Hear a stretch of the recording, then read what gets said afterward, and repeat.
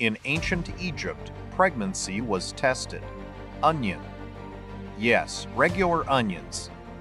No kidding. The woman was laid onions to one unusual place and left overnight. And in the morning they checked, breathing.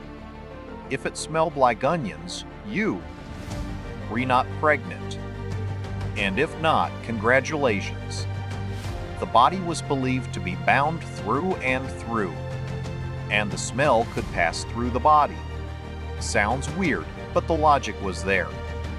This is one of the first tests in history, and yes, sometimes it even worked.